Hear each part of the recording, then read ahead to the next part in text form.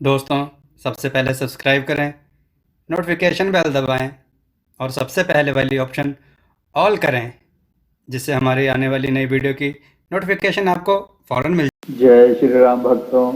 दोस्तों, ये कथा बहुत ही सुंदर है और हास्यप्रद भी है। आज की कथा है गरीब ब्राह्मण और पेट का भूत। आइए कथा श्रवण करें। बहुत समय पहले की बात है। एक छोटे से गांव में एक गरीब ब्राह्मण अपनी पत्नी के साथ रहता था। उसका नाम था बाबू और पत्नी का नाम था रानी। बाबू देवी का परम भक्त था। वह सुबह शाम पूजा करता था और उसके बाद ही अन्न जल ग्रहण करता था। अपनी पत्नी के साथ छोटा मोटा काम करके वह अपनी आजीविका निर्वाह करता था। पर वह कितने भी मेहनत करता, फिर भी आज तक उसे एक दिन भी पेट भरकर खाना नहीं मिला था। गांव के जमींदार सुबोध सिंह के घर बेटा पैदा हुआ। उसी खुशी में सुबोध सिंह ने अपनी हवेली में पूरे गांव को न्योता दे दिया और ऐलान करवाया, किसी घर चूल्हा नहीं जलेगा। सुनते ही बाबू को तो मन की मुराद मिल गई। उसने अपनी पत्नी से कहा, वह जरूर जाएगा। अगले ही पल उसे अपनी दरिद्रता याद आई। वह सोचने लगा, एक तो हवेली जाने लायक उसके पास ढंग के कपड़े नहीं हैं, जो हैं उनमें भी पैबंद लगे हुए हैं और बुरी हालत में हैं, और ना ही बच्चे को देने के लिए शगुन ही है। पत्नी ने तुरंत बाबू के पुराने कपड़े सिल दिए और साफ पानी से मलकर धो दिए। फिर बाबू से बोली, अच्छे से जाइए, वे बड़े लोग हैं, आपका आशीर्वाद ही उनके लिए बहुत है। दूसरे दिन बाबू सुबह जल्दी उठकर नहाया और जल्दी पूजा करके थोड़ा सा गुड़ और एक लोटा पानी पीकर हवेली चल पड़ा। बाबू जल्दी हवेली पहुंचना चाहता था। हवेली पहुंचते पहुंचते शाम हो गई, पर बाबू को खाने की जगह मिल ही गई। चारों तरफ स्वादिष्ट खाने की सुगंध फैली थी। मगन होकर बाबू खाने का आनंद उठा रहा था। इससे बढ़िया खाने की वह कल्पना भी नहीं कर सकता था। एक दही की हांडी उसके सर के ऊपर लटकी हुई थी। आते जाते किसी का सर हंडिया से टकराया और हांडी अचानक टूटकर बाबू के पत्तल पर गिरी। सारा खाना खराब हो गया। हाथ धोकर दुखी मन से पत्तल उठाकर वह चल पड़ा। बाबू मरा मरा सा जा रहा था। रास्ते में सुबोध सिंह ने पूछा, बाबू मोशाय, खाना ठीक से खाया ना? बाबू ने आज का वाकया और अपनी दरिद्रता की पूरी बात बता दी, जिसे सुनकर सुबोध सिंह बहुत दुखी हुए। उन्होंने बाबू से रात को रुकने का अनुरोध किया और कहा कि कल वह अपनी निगरानी में खाना बनवाएंगे, उसे खाए बिना वह ना जाए। रात भर बाबू यही सोचता रहा कि सुबह एक बार फिर खूब स्वादिष्ट खाना खाने को मिलेगा। कुछ भी हो जाए, इस बार तो पूरा पेट भरकर खाऊंगा। यही सोचते हुए सुबह और जल्दी उठा, नहाकर नए कपड़े पहने, पूजा अर्चना के बाद खाने के लिए तैयार हो गया। थोड़ी देर में सुबोध सिंह की देखरेख में तैयार खाना बाबू को परोसा गया। बाबू अपने आप को सौभाग्यशाली महसूस कर रहा था। आज वह खास मेहमान है। इतना खाना सिर्फ उसके लिए ही बना है। वह खूब चाव से खाना खा रहा था। पहली बार पेट तो भर गया, पर मन नहीं भरा था। खाना और बातें चल रही थी।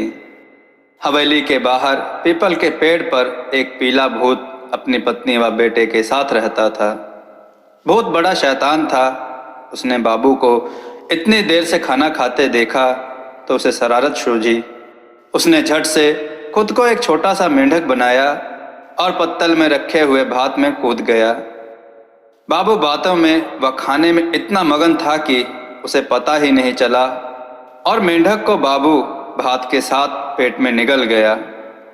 तृप्त होकर और दान दक्षिणा लेकर खुशी खुशी बाबू घर को निकल पड़ा। रास्ते में मेंढक बाबू के पेट में कूद फांद करने लगा तो बेचारे बाबू ने सोचा, जिंदगी में पहली बार तो पेट भरकर खाना खाया है, शायद इसलिए पेट में अगड़म बगड़म हो रही है। पेट में मेंढक ने थोड़ी देर कूद फांद करी फिर उसने बाबू के पेट में गुदगुदी करनी शुरू कर दी।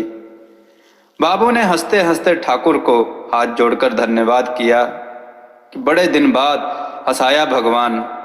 भूत ने सोचा, ये क्या हो रहा है?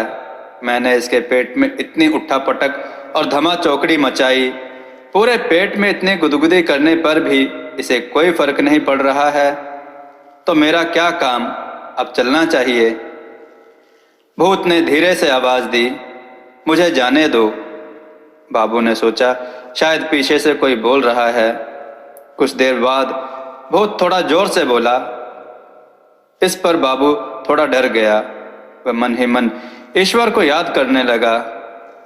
इस पर भूत जोर से बोला, भैया मैं आपके पेट में हूँ, गलती से चला गया हूँ, अब बाहर आना चाहता हूँ। अब तो बाबू की सांस रुकने लगी, वह घबराकर भागने लगा।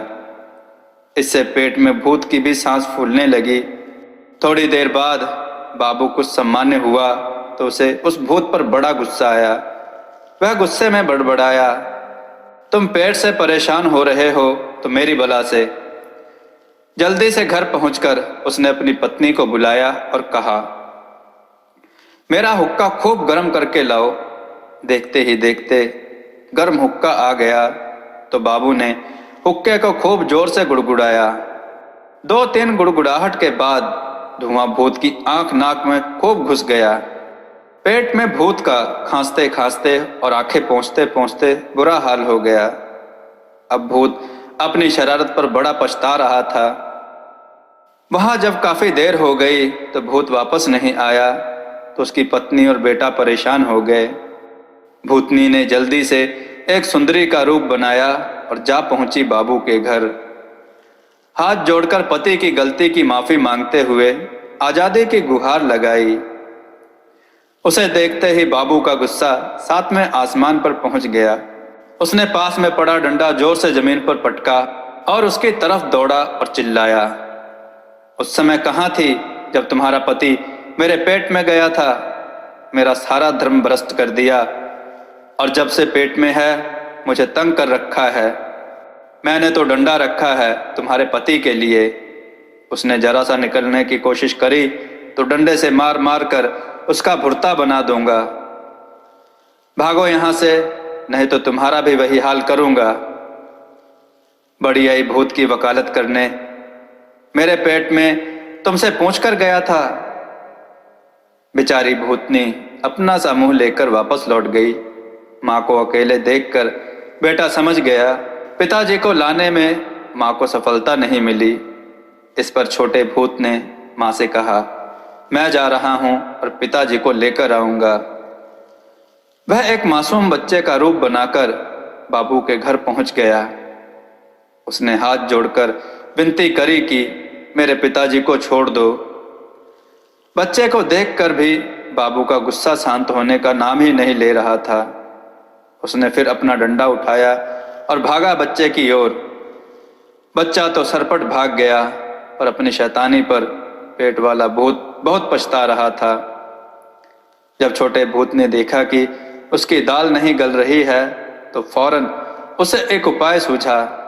उसने खुद को एक मच्छर के रूप में ढाला और पहुंच गया फिर बाबू के पास।